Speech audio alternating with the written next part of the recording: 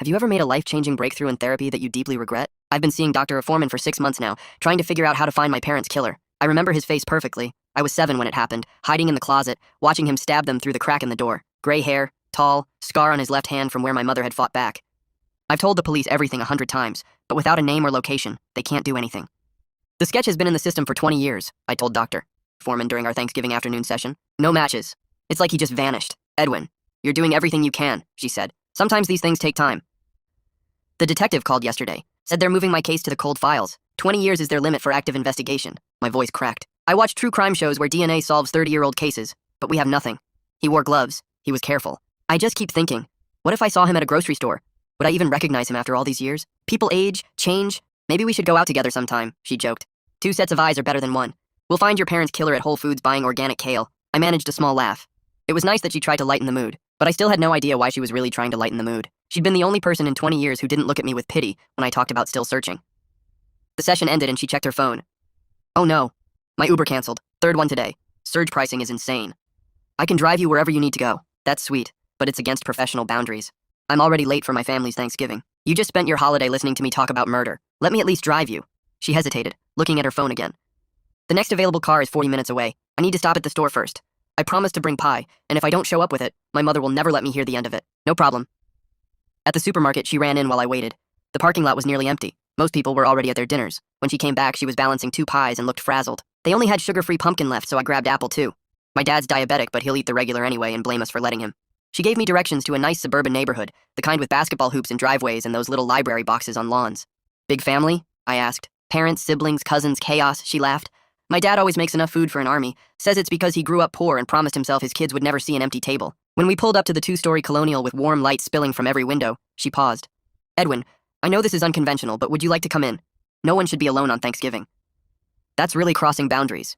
I won't mention you're my patient, just a friend who helped me out. Besides, you could use a normal Thanksgiving after everything you've been through. When's the last time you had one? In hindsight, I should have screamed, should have turned around and ran to the police, but the loneliness of 20 Thanksgivings without my parents overwhelmed me. Okay, thanks, I replied. The house was warm, full of laughter and football sounds. Kids ran around with toy planes. The smell of turkey and sage hit me like a physical memory. It felt like the family gatherings I barely remembered from childhood, before everything went dark. Everyone, this is Edwin, Dr. Foreman announced. He saved me from being stranded. Her mom immediately hugged me, smelling like cinnamon and butter. Oh, bless you. Leslie's always missing dinner because of those apps. Stay, stay. We have so much food. People shook my hand, pressed drinks into my palm, asked about my life. A little girl showed me her drawings. Someone's grandfather started telling me about his time in Korea. It was overwhelming but nice, like being absorbed into something warm and alive. Dad, come meet Edwin.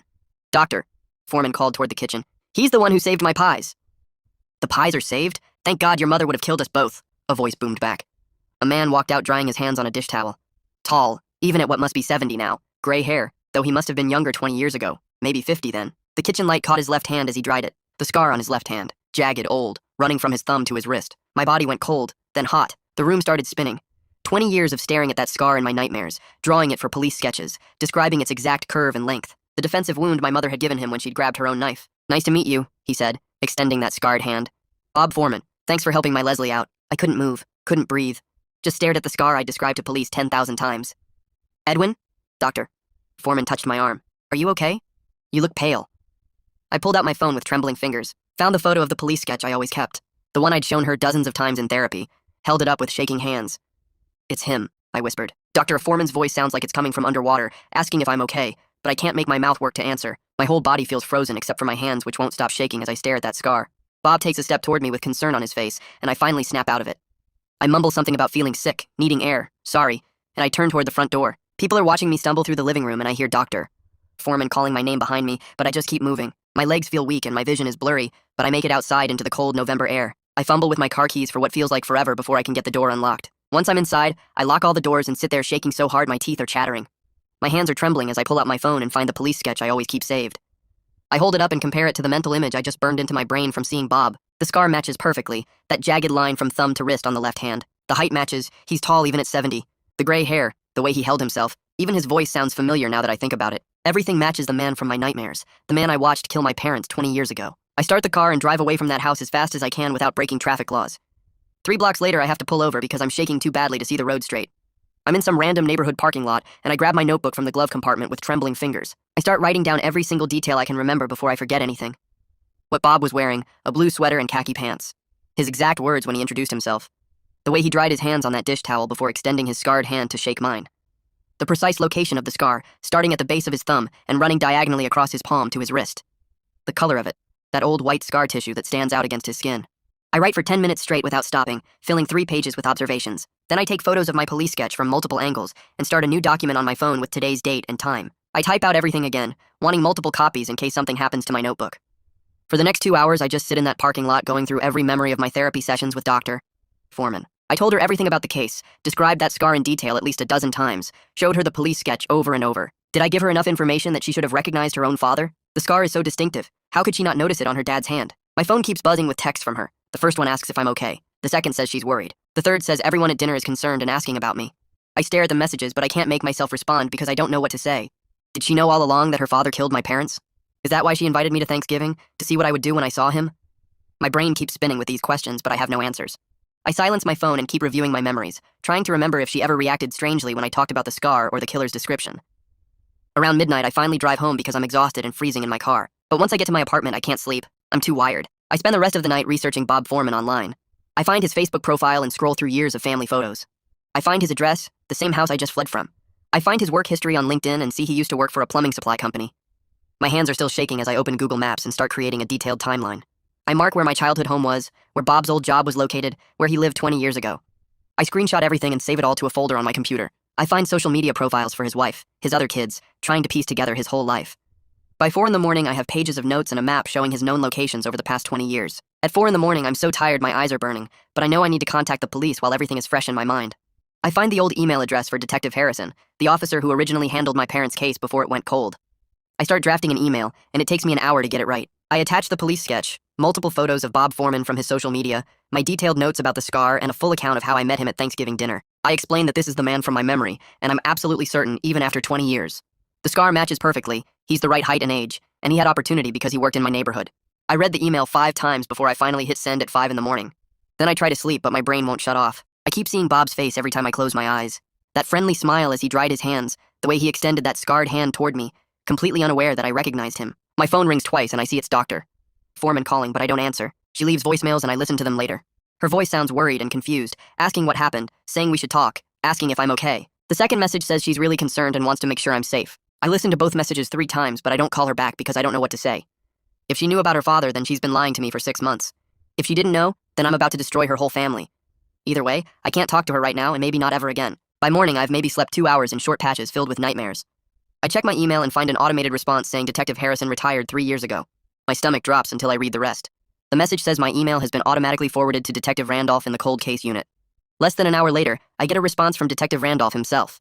He says he received my email and reviewed the attachments. He wants to meet with me as soon as possible, today if I can manage it. He also asks me not to have any further contact with the Foreman family until we talk. His quick response gives me the first real spark of hope I've felt since I recognized Bob last night. Someone is taking this seriously and wants to help. I meet Detective Randolph at the police station that same afternoon. He's younger than I expected, maybe 40, with sharp eyes that actually look at me like I'm a real person with a real case, instead of some obsessed victim who can't let go. He takes me to a small conference room and spreads out everything I sent him across the table. He reviews my documentation carefully while I sit there trying not to fall apart from exhaustion and stress. He listens as I walk him through the whole thing, from the therapy sessions to the Thanksgiving invitation to the moment I recognized Bob's scarred hand. He takes notes and asks questions, but he never once suggests that my memory might be wrong or unreliable after 20 years. When I finish talking, he looks at me with something like sympathy and says, "This is good work. Really detailed documentation." I almost start crying from relief because finally someone believes me. Detective Randolph explains that while my identification is really strong, they need more than just recognition and a scar to move forward with charges. He asks me detailed questions about my therapy with Dr. Foreman. What exactly did I tell her about the case? Did she ever react strangely when I described the killer or the scar? Did she ask any leading questions or seem interested in specific details? As I answer his questions, I realize with growing sick feeling in my stomach that she knew everything about my case. I described that scar to her probably 15 times over 6 months. I showed her the police sketch in almost every session. She knew I was looking for a tall man with gray hair and a distinctive scar on his left hand. Her father has all those things, and she never once suggested he might match my description. Either she's the most unobservant therapist in the world, or she knew something and didn't tell me. Detective Randolph stands up and walks to a gray filing cabinet against the wall, pulling out a thick folder with my parents' names typed on the label. He spreads the contents across the conference table, and I see photos I haven't looked at in years.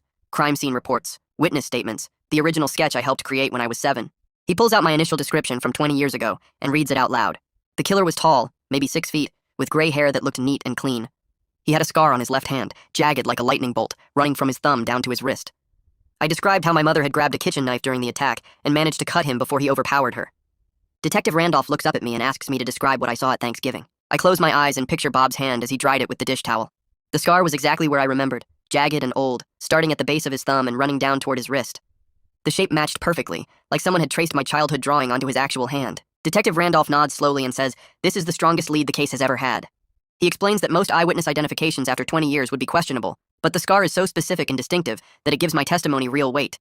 He points out that I described the scar's exact location and shape before I ever met Bob, which means I couldn't have been influenced by seeing him. The height matches too, accounting for 20 years of aging.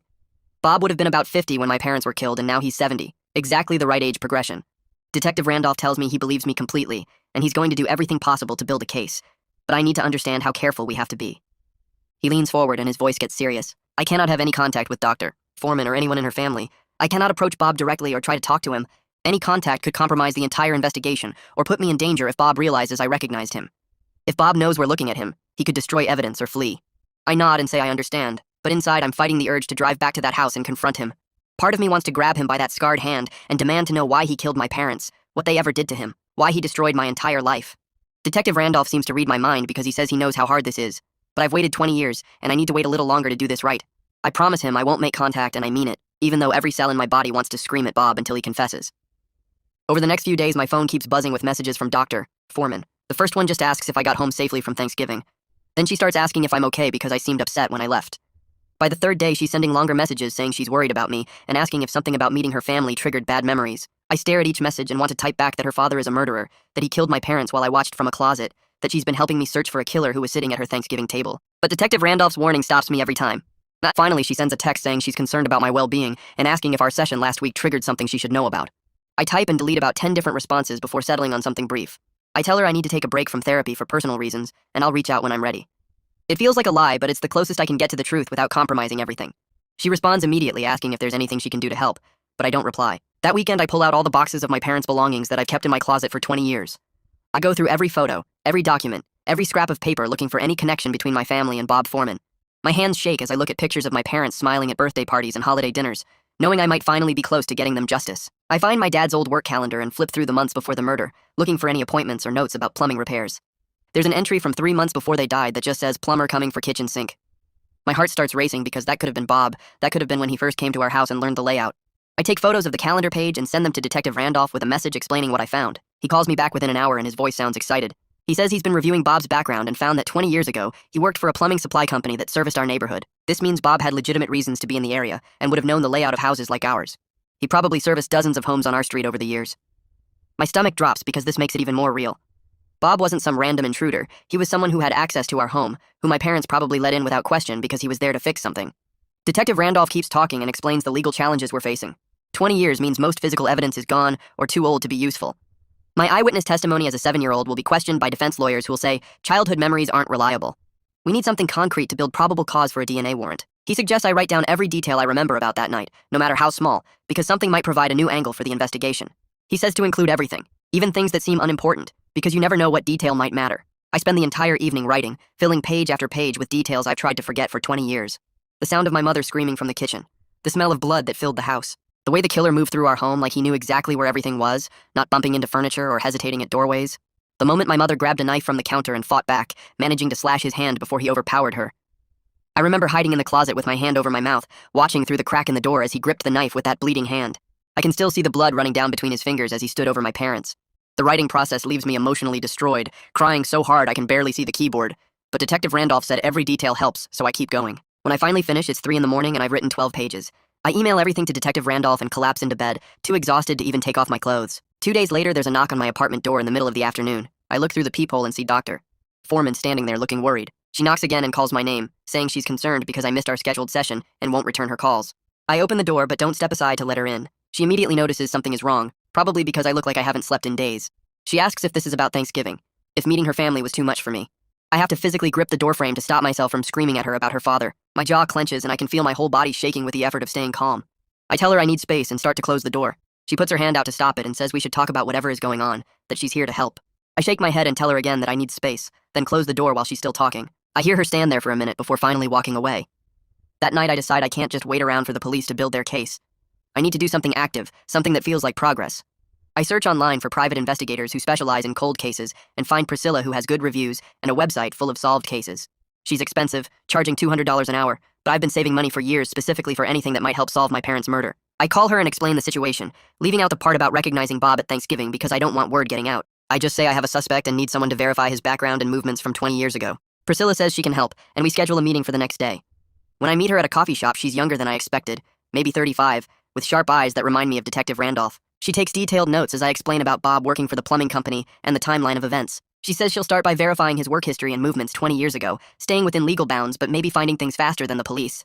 Within 3 days, she calls with her first report. She confirms Bob was definitely working in my neighborhood during the time of the murders. His route included houses on my street, and the plumbing company's records show he did service calls at multiple addresses within 2 blocks of where I lived. She also found something interesting in his employment records.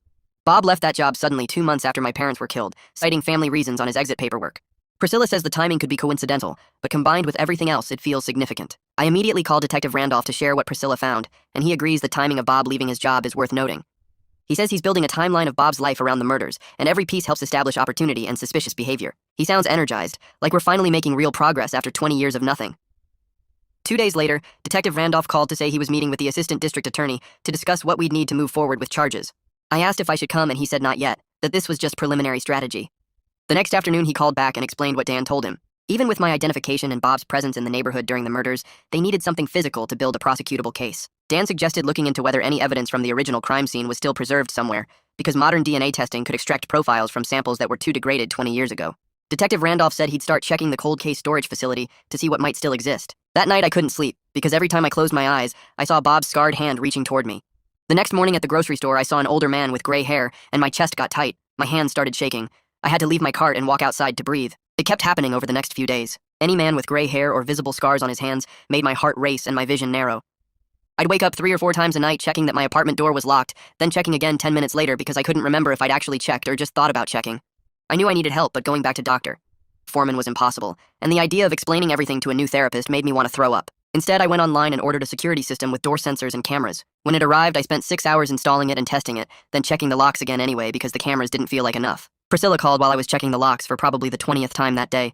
She'd been digging into Bob's financial records and found something interesting.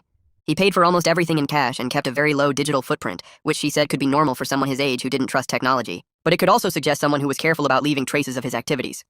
She was going to keep looking for any unusual patterns around the time of my parents' murders, any large cash withdrawals or unexplained expenses.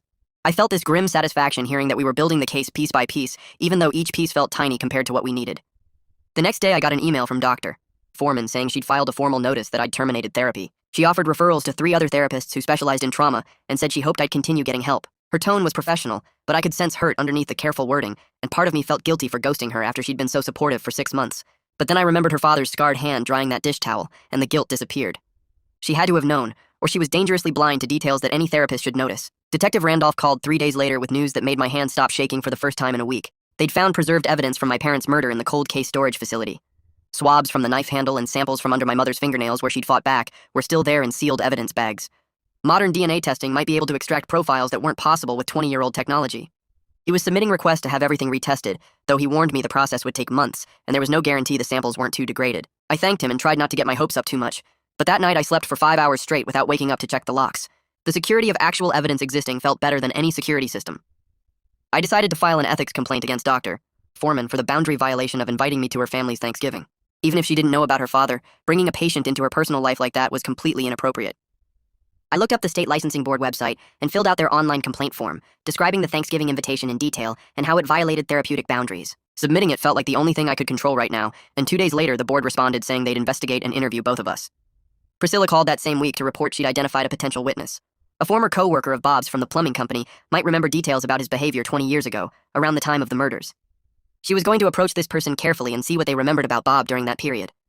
I tried not to get my hopes up, but every new piece of information felt like progress, like we were slowly building something solid. Late one night when I couldn't sleep, I did something stupid that I knew Detective Randolph had specifically told me not to do. I got in my car and drove to Bob's neighborhood, parking 3 houses down from his 2-story colonial with the basketball hoop in the driveway. I sat there for over an hour just watching, trying to make sense of how the friendly grandfather figure who'd offered me turkey and asked about my life could be the same man who'd stabbed my parents while I watched from a closet. The lights were on in what looked like a living room, and I could see shadows moving behind the curtains. After an hour, I forced myself to start the car and leave before I did something that could ruin the investigation, like walking up and confronting him. The ethics board scheduled interviews about my complaint 2 weeks later. I met with an investigator named Mateo at their downtown office. He was maybe 50 with gray hair that didn't trigger my panic response because he seemed so calm and professional. He took detailed notes while I described the Thanksgiving invitation and how it violated therapeutic boundaries. He asked careful questions about the timeline and whether I'd felt pressured to accept the invitation. I explained that while Dr. Foreman hadn't forced me, the power imbalance of the therapeutic relationship made it inappropriate regardless. He asked about my relationship with Dr. Foreman and whether there were other boundary issues. I stayed focused on the Thanksgiving incident and didn't mention my suspicions about her father because that wasn't relevant to the ethics violation. Detective Randolph called the next day to say the DNA retesting had been approved and samples were being sent to the lab. He warned me that even with modern technology, 20-year-old evidence might be too degraded to yield useful results. He also explained that if we did get a DNA profile from the killer, we'd still need a sample from Bob to compare it to, which meant building enough probable cause for a warrant. The legal process felt endless, but I understood it was necessary to do everything right, so nothing got thrown out later on technicalities. Priscilla called me the next afternoon to say she'd tracked down Bob's supervisor from 20 years ago, a retired guy named Frank, who remembered Bob pretty clearly from that time period. She was going to approach this person carefully and see what they remembered about Bob during that period. I tried not to get my hopes up, but every new piece of information felt like progress, like we were slowly building something solid. Late one night when I couldn't sleep, I did something stupid that I knew Detective Randolph had specifically told me not to do. I got in my car and drove to Bob's neighborhood, parking 3 houses down from his 2-story colonial with the basketball hoop in the driveway. I sat there for over an hour just watching, trying to make sense of how the friendly grandfather figure who'd offered me turkey and asked about my life could be the same man who'd stabbed my parents while I watched from a closet. The lights were on in what looked like a living room, and I could see shadows moving behind the curtains. After an hour, I forced myself to start the car and leave before I did something that could ruin the investigation, like walking up and confronting him. The ethics board scheduled interviews about my complaint 2 weeks later. I met with an investigator named Mateo at their downtown office. He was maybe 50 with gray hair that didn't trigger my panic response because he seemed so calm and professional. He took detailed notes while I described the Thanksgiving invitation and how it violated therapeutic boundaries. He asked careful questions about the timeline and whether I'd felt pressured to accept the invitation. I explained that while Dr. Foreman hadn't forced me, the power imbalance of the therapeutic relationship made it inappropriate regardless. He asked about my relationship with Dr. Foreman and whether there were other boundary issues. I stayed focused on the Thanksgiving incident and didn't mention my suspicions about her father because that wasn't relevant to the ethics violation. Detective Randolph called the next day to say the DNA retesting had been approved and samples were being sent to the lab. He warned me that even with modern technology, 20-year-old evidence might be too degraded to yield useful results. He also explained that if we did get a DNA profile from the killer, we'd still need a sample from Bob to compare it to, which meant building enough probable cause for a warrant. The legal process felt endless, but I understood it was necessary to do everything right, so nothing got thrown out later on technicalities.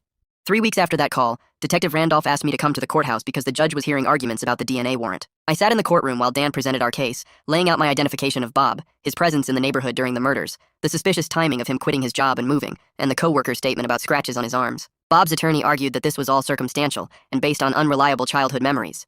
The judge listened to both sides for over an hour, asking tough questions about the strength of the evidence. When she finally ruled, granting the warrant based on the totality of circumstances, I felt this huge wave of relief wash over me. 20 years of searching, and we were finally going to get concrete answers. Detective Randolph caught my eye and gave me a small nod, but he pulled me aside afterward to remind me that we still needed the DNA to actually match.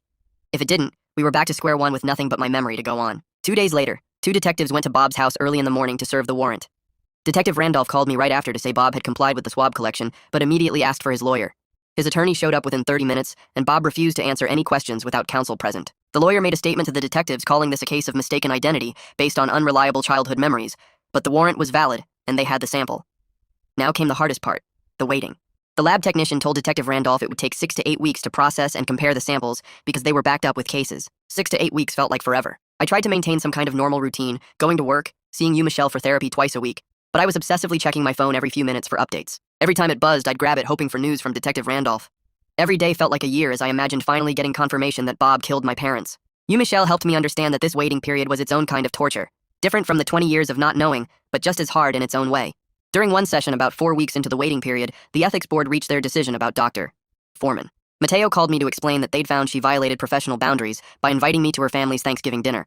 The board issued a formal reprimand that would stay on her record and required her to complete additional training on therapeutic boundaries before she could return to full practice. She was allowed to keep her license, but this violation would be permanent.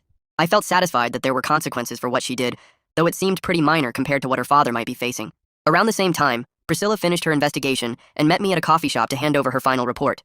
It was this thick binder documenting everything she'd found about Bob over the past few weeks. The timeline of his movements 20 years ago, maps showing his work route through my neighborhood, copies of employment records showing when he quit, the co-worker's statement about his scratches and stressed behavior, financial records showing when he sold his house. She'd compiled it all into a professional dossier that strengthened our case. She told me she was confident we had the right person, and she hoped the DNA would confirm it. Her certainty helped me get through the endless waiting, gave me something to hold on to when the doubt crept in. Michelle spent several sessions helping me prepare for both possible outcomes. What if the DNA matched, and what if it didn't? We worked on coping strategies for either scenario, because she wanted me ready emotionally regardless of the results. During one session, I realized something that hit me hard. I'd spent 20 years building my entire life around finding this killer. My whole identity was wrapped up in being the boy whose parents were murdered, the witness who never gave up searching. I wasn't sure who I'd be once this was resolved one way or another. What would I do with myself if we got justice? What would I do if we didn't? Michelle said this was actually a sign of growth, that I was starting to think beyond the case for the first time in 2 decades. About 5 weeks into the waiting period, Dr.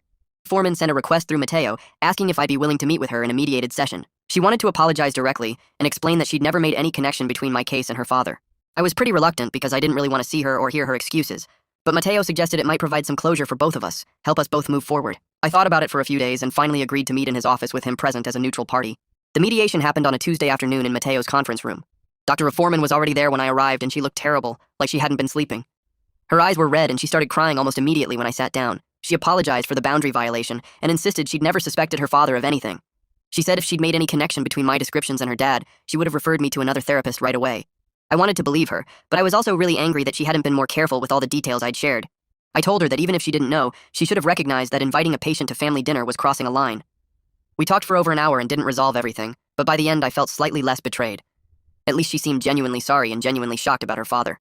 7 weeks after the DNA sample was collected, Detective Randolph finally called. His voice sounded carefully neutral when I answered, which immediately made my stomach drop. He said the lab had finished processing and comparing the samples. The DNA from under my mother's fingernails was a partial match to Bob. It was consistent with him being the person who left that DNA, but the sample was so degraded and incomplete that it wasn't conclusive enough to be certain beyond reasonable doubt. While the DNA didn't exclude Bob, it also didn't definitively prove he was there that night. My heart just sank, because this wasn't the clear answer I desperately needed after waiting 7 weeks. Detective Randolph could hear the disappointment in my voice, and he tried to explain that partial matches have led to convictions before when combined with other evidence. But I knew what this meant. It wasn't the smoking gun we'd hoped for. The next day, I met with Dan at his office to discuss what the partial match meant for the case. He explained that it wasn't enough by itself to guarantee a conviction at trial. Any decent defense attorney could argue contamination, degradation over 20 years, or even coincidental similarity. He said he needed to decide whether to charge Bob based on the totality of all our evidence, or wait and see if anything else turned up.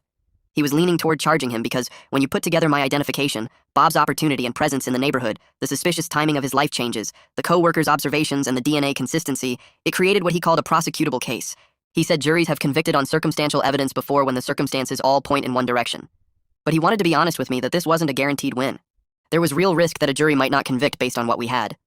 I left his office feeling this weird mix of hope and dread, knowing we were close but not certain we'd get there. The next day, Detective Randolph called and asked me to come by the station. I drove over feeling heavy, like the partial DNA results had taken all the hope out of me. He sat me down in the same conference room where we'd gone through the original case files and pulled out a folder. He started showing me other cases where partial DNA matches combined with witness testimony had led to convictions. He walked me through 3 different murder trials where juries had found defendants guilty based on circumstantial evidence that looked a lot like ours. He pointed to the timelines, the witness statements, the forensic analysis that wasn't perfect, but painted a clear picture. He told me he'd worked cases for 15 years, and the evidence we had against Bob was strong. Really strong. The partial match wasn't ideal, but when you added my identification, Bob's presence in the neighborhood, his sudden job change, the co-worker's statement about scratches and the timing of everything, it created what prosecutors call a compelling narrative. He said juries convict on circumstantial evidence all the time when the circumstances all point the same direction. I wanted to believe him, but 20 years of disappointment had taught me nothing was guaranteed. I'd watched enough true crime shows to know that cases that seemed solid sometimes fell apart in court. I thanked him and left feeling slightly better, but still scared we'd come this far only to lose at trial. That afternoon, Bob's attorney held a press conference that played on every local news channel. I was at home when my phone started buzzing with notifications. I turned on the TV and saw this slick guy in an expensive suit standing in front of microphones. He said his client Bob Foreman completely denied the allegations and maintained his innocence. He called the DNA match coincidental and said the sample was so degraded that it proved nothing. Then he went after me directly, saying childhood memories were notoriously unreliable and that I'd been influenced by 20 years of obsession with finding my parents' killer. He suggested I'd convinced myself Bob was guilty based on a common scar and my desperate need for closure. He said his client was a loving father and grandfather who'd never been in trouble with the law, and this was a case of mistaken identity, driven by a traumatized witness who couldn't let go. I felt rage building in my chest as I watched him tear apart my credibility on television. My hands were shaking, so bad I could barely hold the remote. I called Dan immediately and he could hear how upset I was. He told me to breathe, that this was standard defense strategy, and we shouldn't respond publicly. He said the case would be decided by evidence presented to a jury, not by media statements and press conferences. He reminded me that defense attorneys always attack witness credibility, because that's their job, and it didn't mean the jury would believe them. He said we needed to stay focused on building the strongest possible case and not get distracted by public relations battles. I tried to calm down, but seeing myself portrayed as some obsessed, unreliable witness on TV was harder than I'd expected. Over the next week, Dan reviewed all the evidence and made his decision. He called me in for a meeting and explained that instead of filing charges directly, he wanted to present the case to a grand jury. He said this would give him the chance to present all our evidence in a controlled setting without the defense being able to challenge it yet. If the grand jury found probable cause, they'd issue an indictment, and then we'd move forward to trial.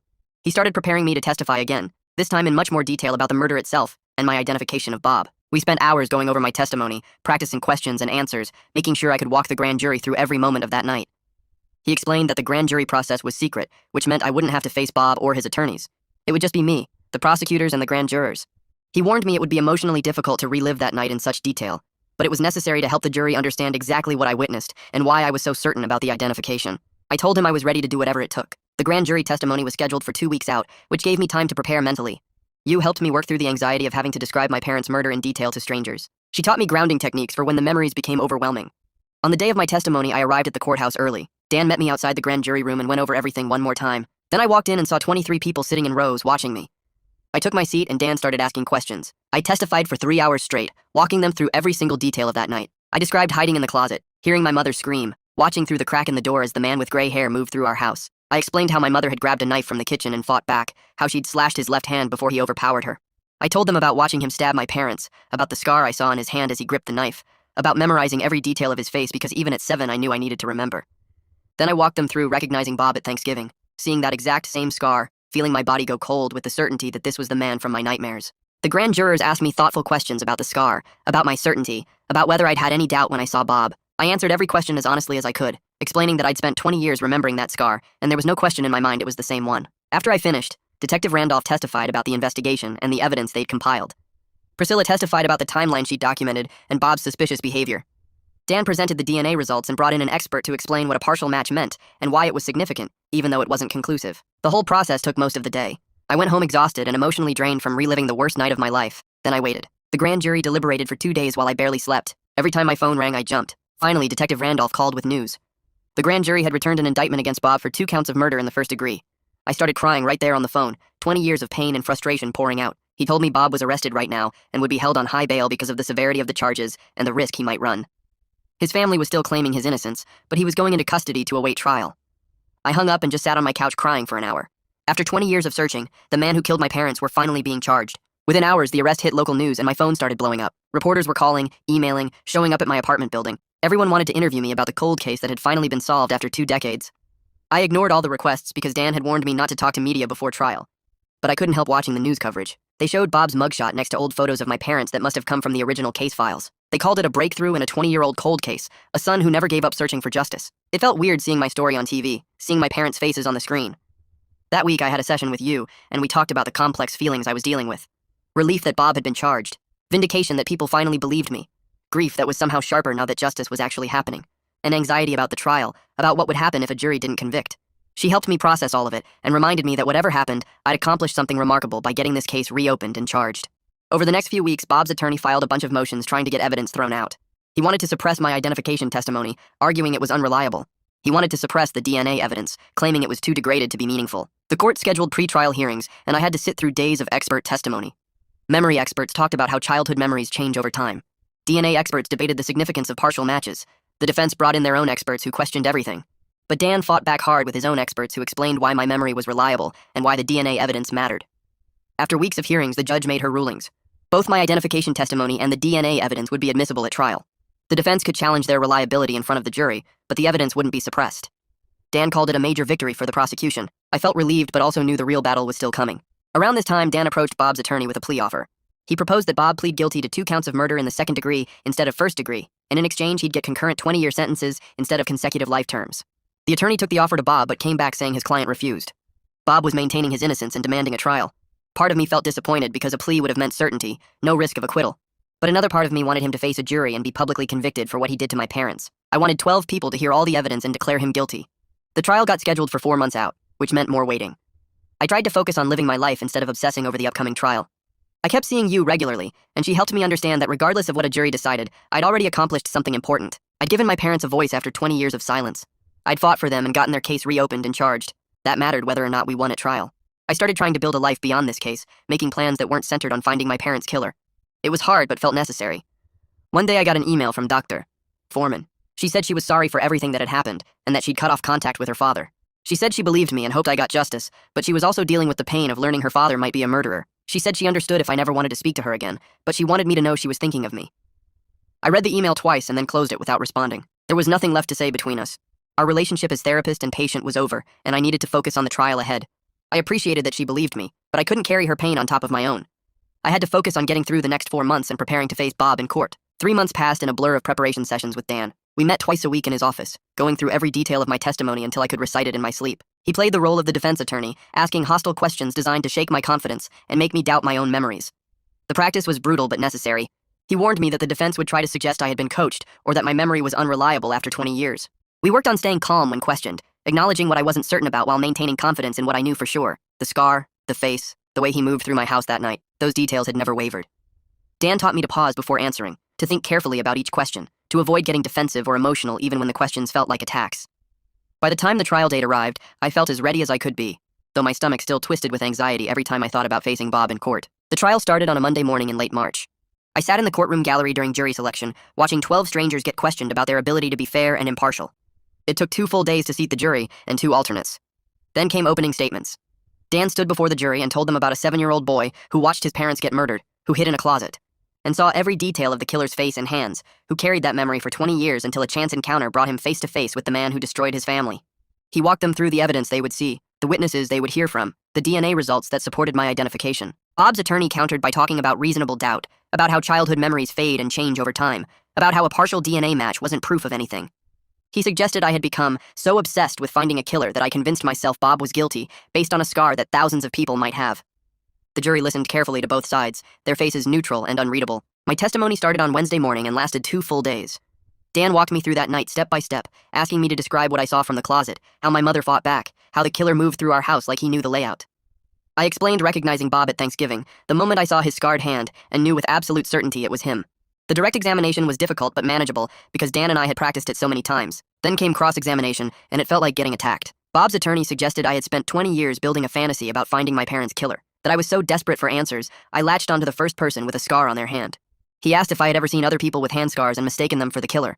I stayed calm and explained that this wasn't just any scar, it was distinctive and specific, jagged and running from thumb to wrist in a pattern I had drawn for police sketches 1,000 times. He asked how I could be sure my memory hadn't changed over 2 decades, if I might be remembering the police sketch instead of the actual killer.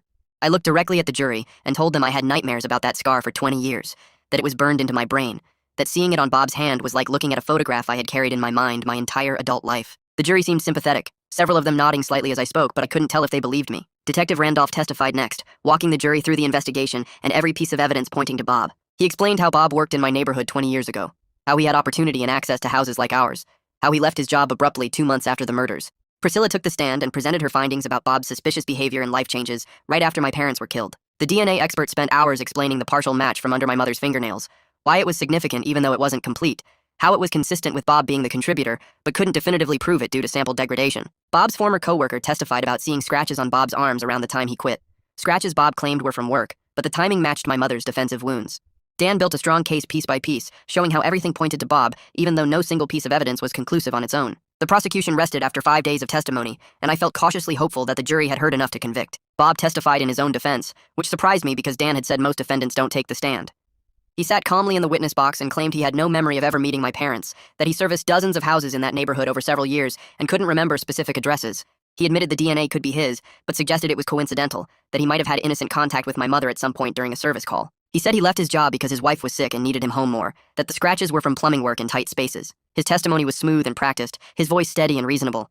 But I watched the jury studying his left hand as he gestured, their eyes drawn to that distinctive scar over and over. His attorney tried to make him seem like an innocent grandfather being wrongly accused, but I could see doubt in some of the jurors' faces as they compared his hand to the photos of my police sketches displayed on screens around the courtroom. Closing arguments happened on a Friday afternoon. Dan walked the jury through every single piece of evidence one more time, asking them to consider the totality of what they had heard. A distinctive scar that matched perfectly.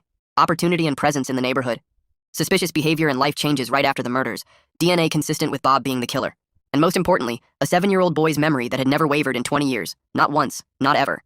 He reminded them that circumstantial evidence is still evidence, that they didn't need a confession or perfect DNA to find someone guilty beyond reasonable doubt. Bob's attorney spent 2 hours arguing reasonable doubt, attacking every piece of evidence as insufficient or unreliable, suggesting the prosecution was asking them to convict based on childhood memories and coincidences.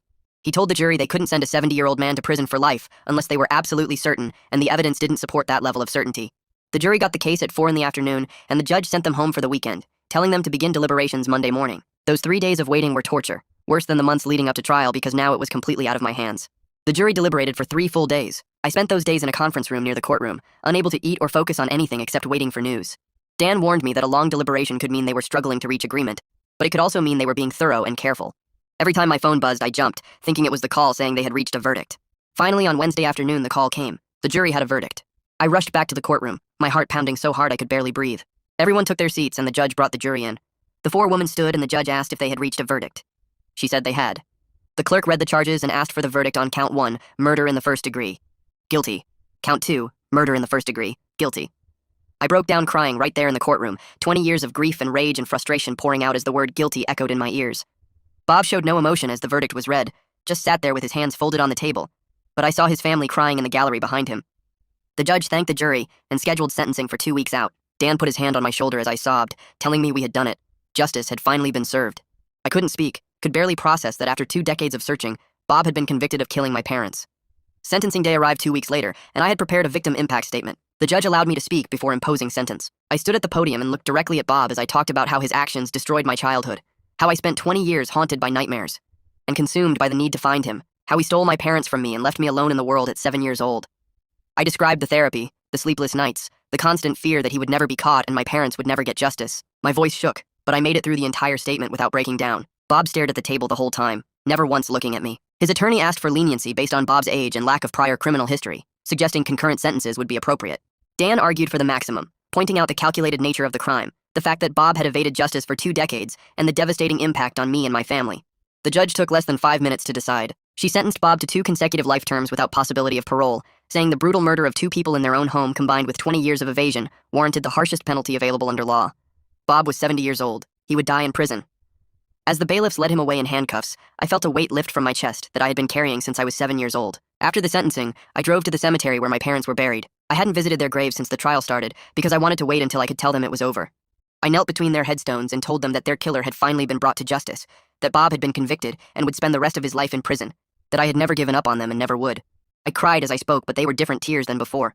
The grief was still there, would always be there, but it wasn't mixed with helpless rage and frustration anymore. I had done everything in my power to get them justice, and I had succeeded. They could rest now.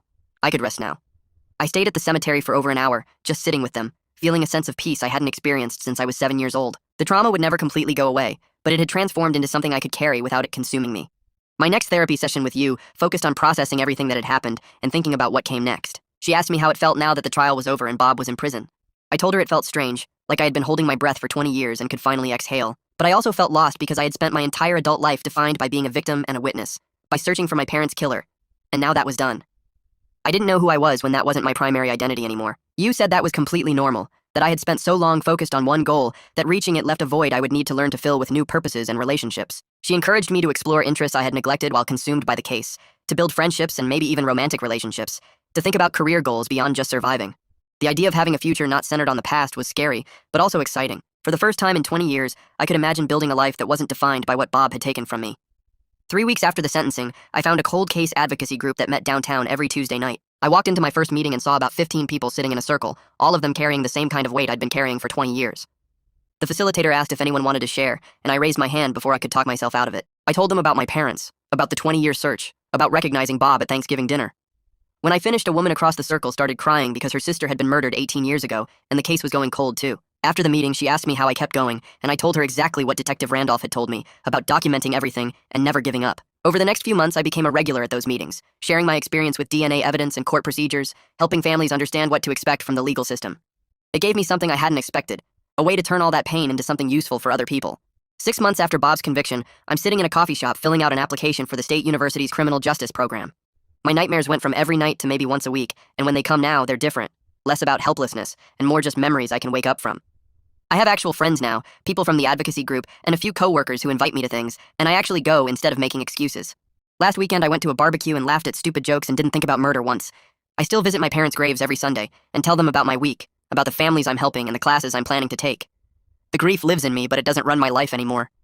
I got them justice, and now I'm building the kind of life they would have wanted for me, one where their memory means more than just the way they died.